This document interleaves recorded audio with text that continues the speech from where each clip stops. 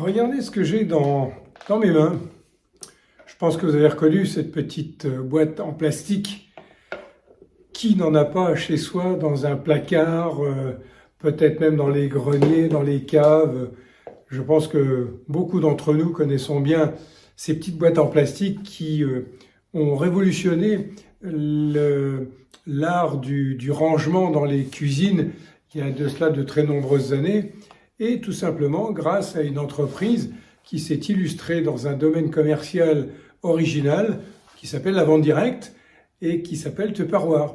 Tupperware est une de ces très grandes entreprises qui a été en quelque sorte un précurseur dans l'art de faire du commerce d'une manière différente que celle que nous connaissions, que connaissaient nos parents, nos grands-parents, à savoir aller chez le petit commerçant du coin, la petite supérette. Non, ils ont inventé un système qui était un système original, qui était basé sur le partage d'informations, sur la recommandation au travers de réunions entre personnes, notamment des femmes. On appelait ça à une certaine époque des ménagères. Souvent la femme s'occupait du ménage, s'occupait du foyer, s'occupait de toutes les tâches ménagères et notamment des enfants. Et bien sûr, ça laissait un certain temps libre. Et pour celles qui avaient compris que ça pouvait être un moyen intéressant de gagner un petit peu d'argent, eh bien, ça a permis à des millions de femmes dans le monde, et puis plus tard à des hommes, eh bien, de découvrir une activité économique, on va dire, sympa.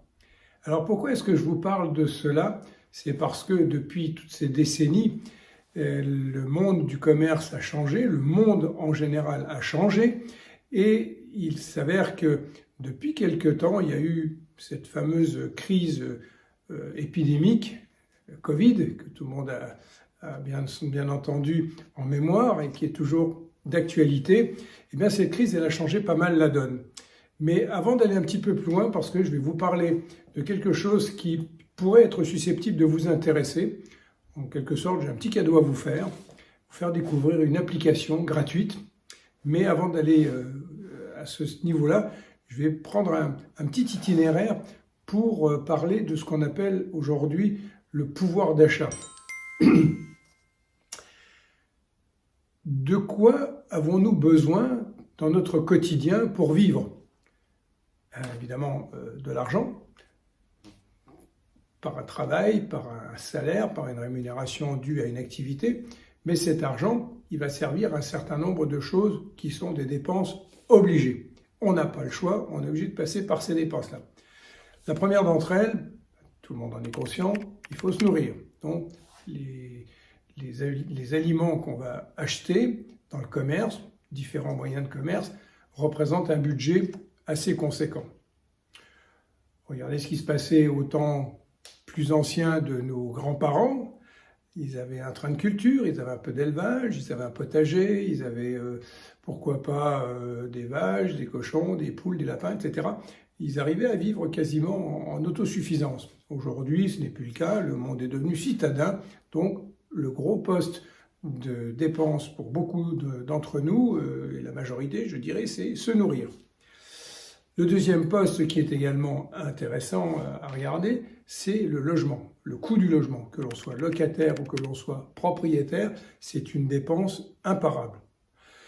Sans compter que lorsque l'on est propriétaire, il y a des dépenses additionnelles, périphériques, telles que des taxes, mais bien sûr aussi tout ce qui concerne l'entretien, la réparation, la rénovation, etc., etc.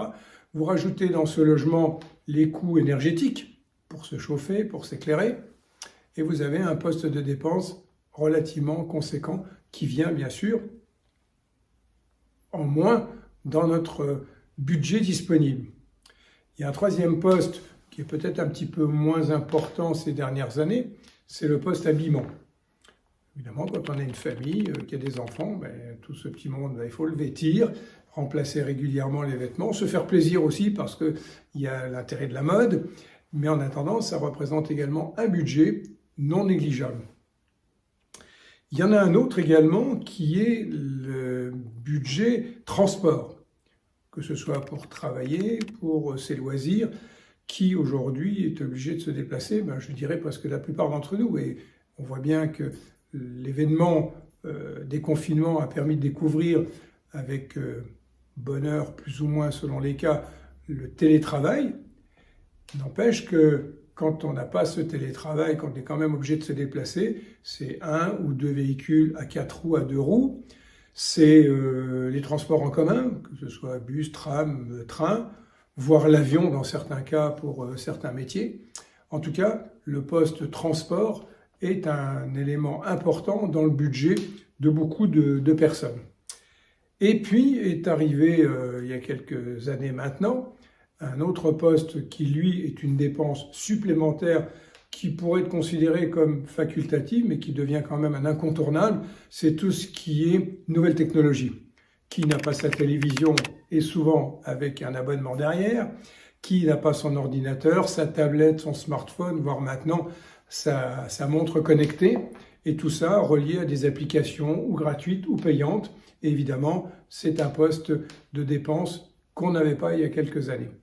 Et puis, il y en a un autre qui est un poste, je dirais presque obligatoire, et c'est celui qui va m'intéresser dans la partie qui va suivre, c'est tout ce qui relève du bien-être, qui relève de la beauté, de la santé. Tout le monde prend sa douche, fait son shampoing, se brosse les dents et utilise, pourquoi pas, des soins pour avoir une bonne qualité de peau ou consomme des compléments nutritionnels pour avoir une bonne énergie, une bonne immunité. Alors voilà, quand on a pris conscience que tout ça, ça représente un budget relativement conséquent et qu'on observe ce qui se passe actuellement en matière de pouvoir d'achat, vu le renchérissement d'un certain nombre de produits et de services, on voit bien que pour beaucoup, le pouvoir d'achat baisse. Comment pouvez-vous et comment pouvons-nous aujourd'hui améliorer notre pouvoir d'achat? Regardez ce qui s'est passé ces dernières années. Tout le monde connaît aujourd'hui ou a entendu parler de Airbnb, les banques en ligne, les assurances en ligne. Combien de fois nous sommes sollicités pour, on va dire, mettre en avant, entre guillemets, parrainer, sponsoriser des entreprises, quelles qu'elles soient, pour des produits ou des services.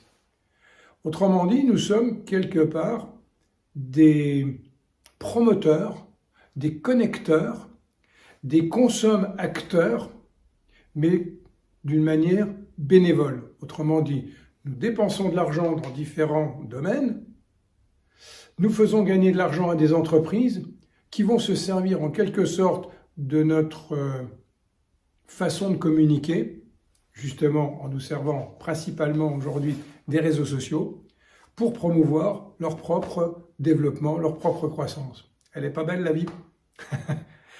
Alors, ça m'amène à vous dire ceci. Peut-être que vous faites partie de ces gens qui avaient envie de consommer malin.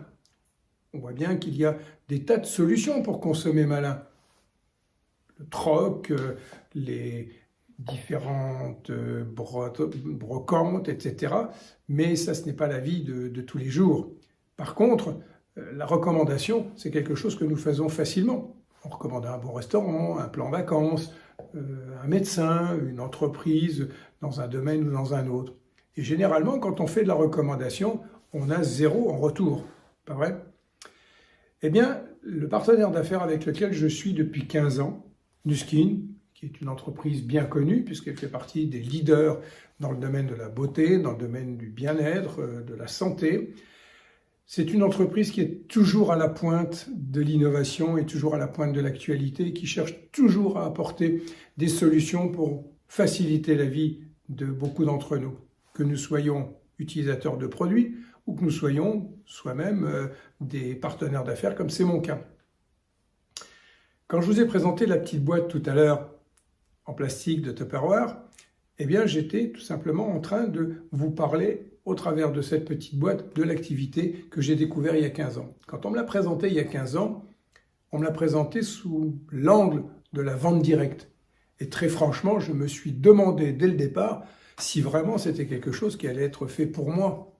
Je n'imaginais pas du tout un jour faire de la vente directe. Pourquoi? Parce que j'avais des croyances, sans doute des croyances limitantes, mais en tout cas, je ne me voyais pas. Et pourtant, à un moment donné, j'ai eu un déclic parce que je me suis rendu compte que c'était un modèle économique qui était un modèle en pleine croissance. Et 15 ans plus tard, vous savez quoi? Ça continue d'être en croissance. Et ça continue d'être en croissance. Pourquoi? Parce que cette entreprise avec laquelle je suis partenaire ne cesse de s'adapter au monde qui change. Et le monde qui change, c'est tout simplement le digital qui est arrivé dans nos vies. On parle d'objets connectés. Dans ce que nous proposons, il y a de nombreux objets connectés pour la beauté, mais nous avons aussi des outils de promotion, comme tout le monde en a aujourd'hui, son téléphone portable, sa tablette, son ordinateur, et nous pouvons ainsi bénéficier d'une application dont je vous donnerai avec plaisir le QR code pour que vous puissiez le télécharger gratuitement. Et ce QR code va vous permettre de découvrir une façon de pouvoir non seulement consommer d'une manière intelligente des produits de très bonne qualité avec des prix qui correspondent au budget que vous voulez définir en fonction de vos besoins, que ce soit pour du shampoing, du gel douche, du dentifrice ou bien d'autres produits plus ou moins élaborés, ou pour votre santé, des compléments nutritionnels, etc.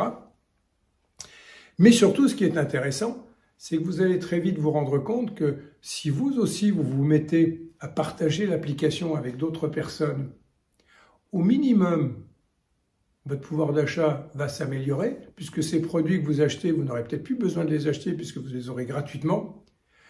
Et au mieux, si vous vous piquez au jeu et puis que vous vous rendez compte que c'est une activité qui peut vraiment changer quelque chose dans votre vie par des revenus additionnels plus ou moins conséquents, alors oui, à ce moment-là, cette application va vous donner l'occasion de comprendre qu'on peut travailler depuis chez soi, donc ne plus avoir de coûts de transport.